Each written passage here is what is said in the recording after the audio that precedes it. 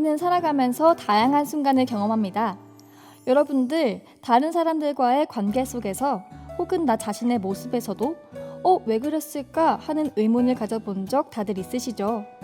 사실 타인의 마음을 알아차리기란 정말 쉽지 않은데요. 정작 내 마음도 잘 모르는데 타인의 마음까지 잘 알 수 있을까요?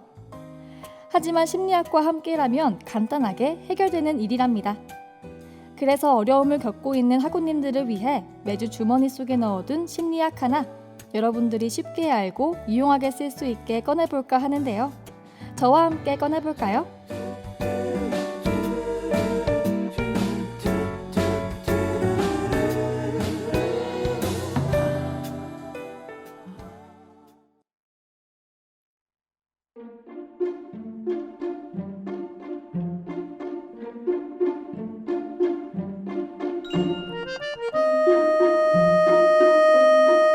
일상생활에서 유용하게 쓰일 만한 심리학 관련 지식을 쉽게 설명해주는 방송, 주머니 속 심리학에 오신 여러분 환영합니다.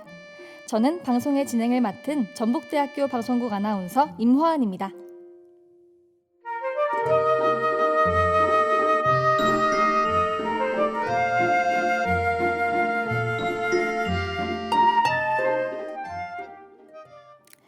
여러분 안녕하세요. 한 주간 잘 보내셨나요? 저는 저번 주에 드디어 본가에 다녀왔습니다.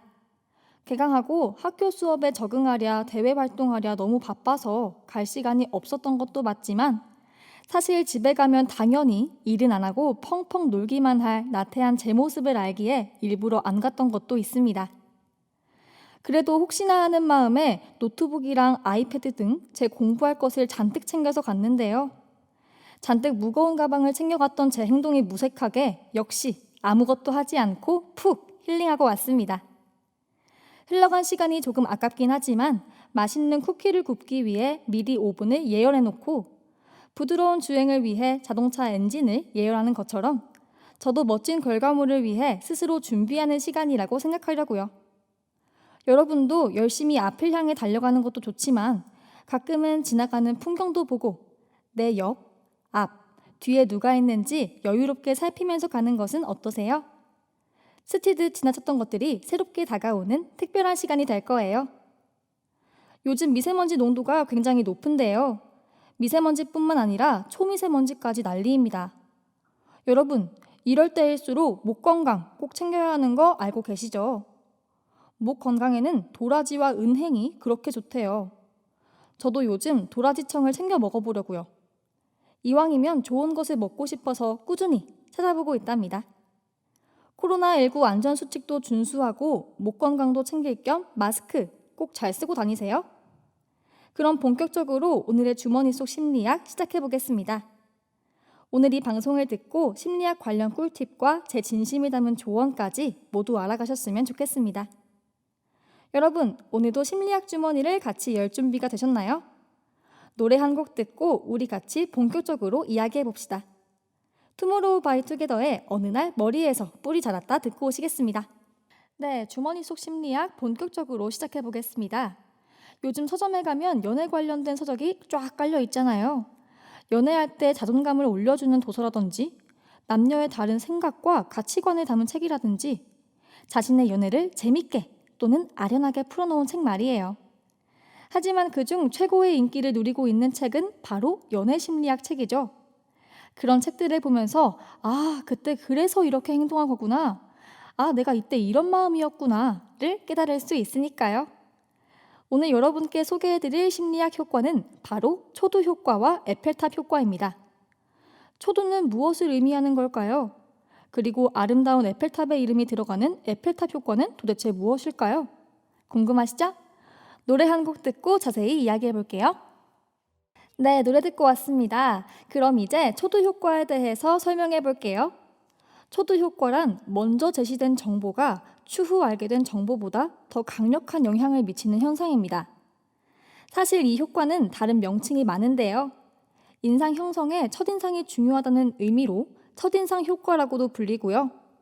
상대에 대한 스캔이 3초 만에 결정되어 첫인상을 결정한다는 의미로 3초 법칙이라고도 불려요. 마지막으로 처음 이미지가 단단히 굳어버린다는 의미로 콘크리트 법칙이라고 부르기도 한다네요. 정말 다양한 이름이죠. 그런데 이 여러 가지 이름 중 저는 3초 법칙은 굉장히 많이 들어본 것 같아요. 면접에서 합격자와 불합격자를 가르는 데는 3초면 충분하다는 말이 있죠.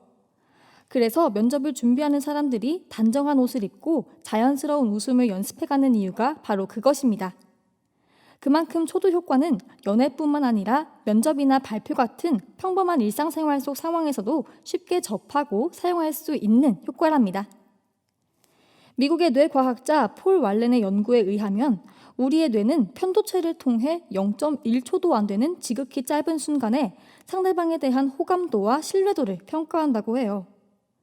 첫인상을 결정짓는 중요한 요인은 외모, 목소리, 어휘순이라는 연구 결과가 있습니다. 초도 효과와 관련된 실험 하나를 더 소개해 드릴게요. 미국의 사회심리학자 솔로몬 애쉬는 A와 B 두 사람의 성격에 대한 정보를 제시한 후 실험을 진행했습니다. A에 대한 정보는 똑똑하다, 근면하다, 충동적이다, 비판적이다 였고요. B에 대한 정보는 그 순서를 바꾼 비판적이다, 충동적이다, 근면하다, 똑똑하다 였습니다. 같은 단어의 순서만 바꿨을 뿐인데 실험 참가자들은 A에 대해 더 긍정적인 반응을 보였다고 해요. 이 실험으로 긍정적인 말들이 먼저 제시되었을 때 더 호의적인 반응을 이끌어낼 수 있다는 것을 알 수 있었죠. 여러분도 좋아하는 상대가 생겼다면 첫인상에 호감을 줄 수 있는 이미지가 중요하다는 것 이제 아시겠죠? 상대방이 나에 대해 가지고 있는 첫인상의 이미지를 바꾸려면 처음 상대방이 받아들인 정보의 200배에 달하는 정보의 양이 필요하다고 해요. 우리는 첫인상을 잘못 새겨서 처음부터 삐끄덕대는 관계 말고 딱 멋있는 모습으로 좋아하는 이성에게 당당하게 다가갈 수 있도록 노력해봅시다. 하지만 첫인상이 좋아야 한다는 강박 때문에 자신의 본래 모습과 지나치게 다르게 행동하는 것은 좋지 않겠죠. 무엇이든지 적당히가 중요하다는 거 잊지 마세요. 노래 한 곡 듣고 다음 이야기 진행해 볼게요.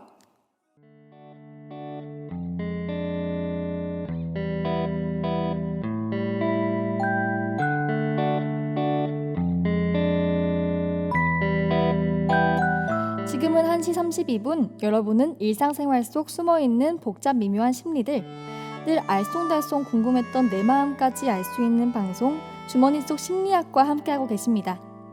오늘은 초도 효과와 에펠탑 효과에 대해 방송하고 있습니다.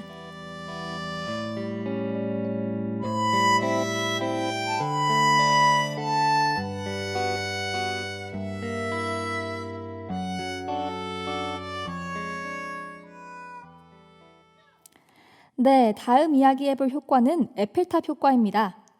아까 제가 말씀드렸듯 어떻게 에펠탑이라는 이름이 심리학 효과에 들어있는지 궁금하시죠? 그런데 이건 아까 말씀드렸던 첫인상 효과에 대한 설명을 듣고 좌절감을 느끼신 분께 한 줄기 빛이 될 수도 있는 효과입니다.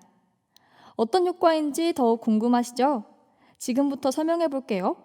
귀 쫑긋 세우시고 잘 들어주셔야 해요. 집중! 에펠탑 효과는 처음에는 싫어하거나 무관심했지만 대상에 대한 반복 노출이 거듭되면 거듭될수록 호감도가 증가하는 현상입니다. 에펠탑은 현재 프랑스 하면 바로 떠오를 정도로 랜드마크죠.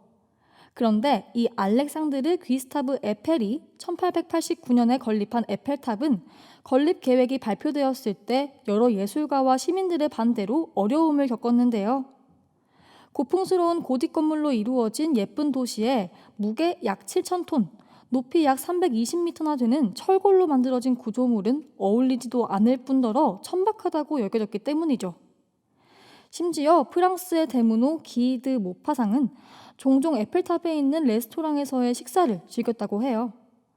모순적이게도 에펠탑의 식당이 유일하게 에펠탑이 눈에 보이지 않는 식당이었기 때문이죠.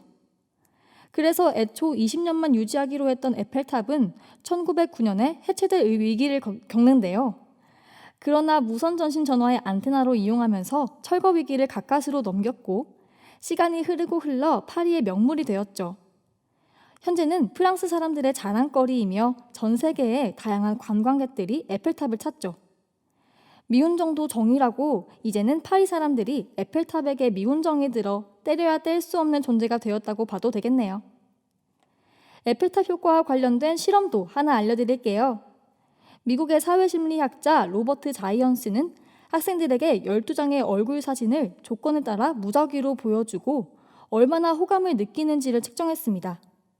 그러자 신기하게도 사진을 보여주는 횟수가 늘어날 때마다 호감도도 같이 증가했다고 해요.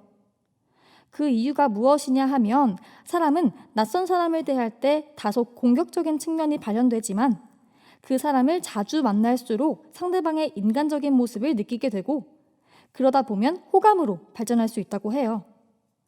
아까 제가 말했던 초두 효과 기억하시나요?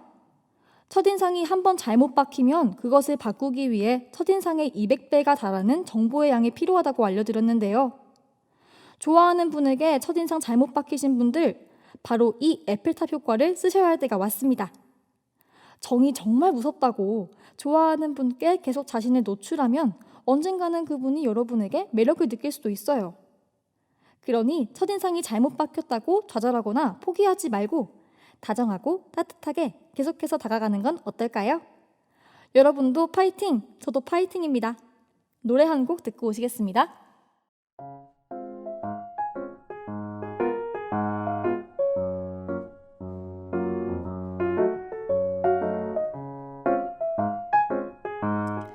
이대로 끝내기에는 약간 아쉬워서 쉬어가는 코너를 한번 준비해봤습니다. 이 코너는 여러분이 재밌게 즐기실 수 있게 간단한 심리 테스트를 준비해봤는데요. 오늘 해볼 심리 테스트는 바로 만남 유형 테스트입니다. 질문 들어갑니다. 귀 쫑긋 세우고 잘 들어주세요. 여러분이 처음 보는 사람에게 초콜릿을 선물 받았습니다. 어떤 초콜릿을 선물 받으셨나요? 첫 번째, 동그란 모양의 코팅된 초콜릿. 두 번째, 알파벳이 찍혀있는 초콜릿. 세 번째, 쫀득쫀득한 파베 초콜릿. 마지막으로 화려한 데코가 올려져 있는 초콜릿. 노래가 끝날 때까지 천천히 골라주세요. 잠시 노래 듣고 오시겠습니다.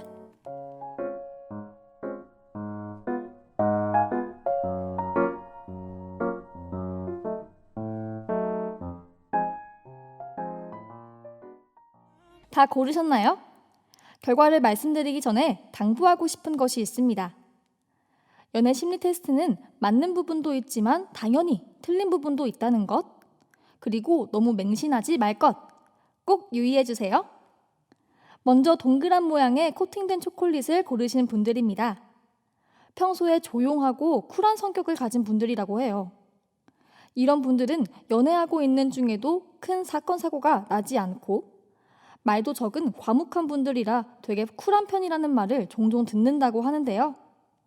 본인들은 별로 그런 말에 신경 쓰지 않지만 제3자는 연애하고 있는 걸 신기하게 볼 정도라고 하네요. 그렇지만 열정적일 때는 굉장히 열정적인 모습을 보여준다고 합니다. 두 번째로 알파벳이 찍혀있는 초콜릿을 고르신 분들입니다. 정말 순수한 영혼을 가지고 계신다고 해요. 아무리 나이를 많이 먹어도 어린아이 못지않은 순수함과 열정으로 달콤한 연애를 원하는 스타일이라고 하네요. 어린아이처럼 해맑은 모습이 매력적으로 느껴진다고 해요. 세 번째로 쫀득쫀득 파베 초콜릿을 고른 분들입니다. 정말 한결같다는 이야기를 많이 듣는다고 해요. 연애하더라도 항상 처음과 같은 풋풋함을 유지하는 상큼한 분이라고 하네요. 사실 연애하면서 가장 보기 힘든 것이 한결같은 모습인데 이 모습을 잘 지키는 유형이라고 합니다. 이런 분은 결혼하고서도 부부가 서로를 존중하고 의지하는 사랑꾼의 면모를 보여준다고 해요. 마지막으로 화려한 데코가 올려져 있는 초콜릿을 고른 분들입니다. 알록달록 예쁘게 꾸며진 초콜릿처럼 눈길이 갈 정도로 매력이 넘치는 분들이라고 하는데요. 겉모습이 화려하고 성격도 활발해서 마치 인싸의 모습을 하고 있습니다. 매력이 굉장히 흘러 넘치기 때문에 어딜 가나 분위기를 주도하고 리더의 면모를 보여준다고 해요. 여러분은 어떤 초콜릿을 고르셨나요? 저는 쫀득쫀득 파베 초콜릿을 골랐는데요. 별 생각 없이 그냥 파베 초콜릿이 먹고 싶어서 골랐던 거였는데 이렇게 제 연애 유형 스타일을 딱 맞추다니 정말 놀랐습니다.